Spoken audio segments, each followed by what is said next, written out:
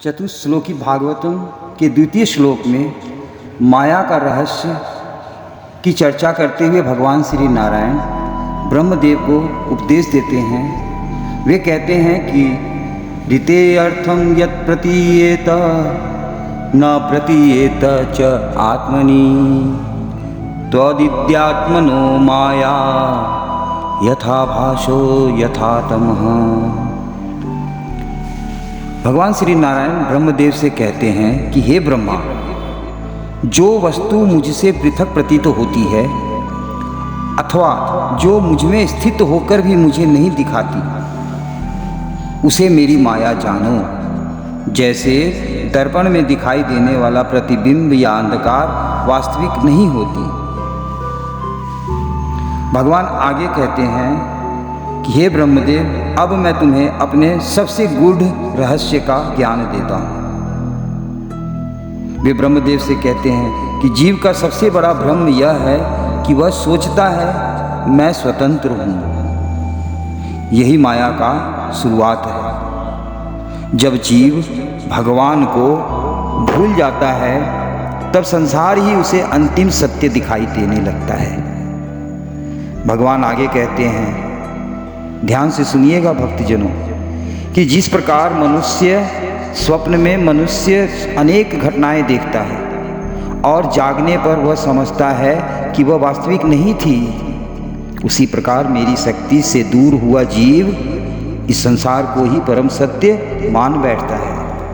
इस विषय पर श्री जीव गोस्वामी जी लिखते हैं कि माया का अर्थ केवल भ्रम नहीं है, बल्कि भगवान की वह शक्ति है जो भगवान से विमुख जीव को भौतिक जगत में बांधकर रखती है। इसी विषय पर श्रीशील विश्वनाथ चक्रवर्ती ठाकुर लिखते हैं कि माया स्वयं भगवान की दासी है, वह भक्तों को नहीं बांधती। जो भगवान की शरण में आ जाता है उसके ऊपर माया का अधिकार नहीं रहता। इसलिए श्री कृष्ण गीता में कहते हैं कि देवी हो शांगुणमयी मम माया दुरत्यया मामेव एव प्रपद्यन्ते मायामे तां तरन्ति ते। यह जो मेरी माया है, यह माया देवी बड़ी दुस्तर है, पर जो मेरी शरण में आते हैं वे इसे पार कर जाते हैं। एक सुंदर उदाहरण से समझाता हूँ, ध्यान से सुनिएगा।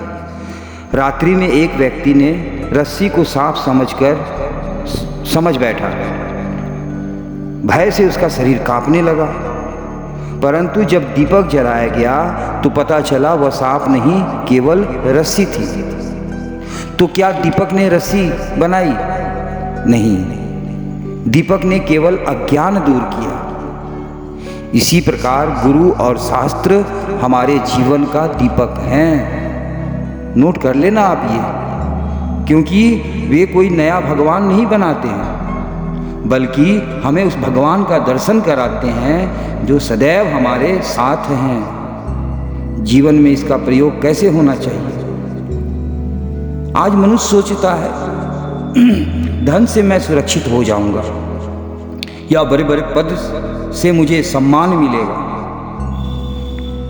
संसार ही मेरा सब कुछ है।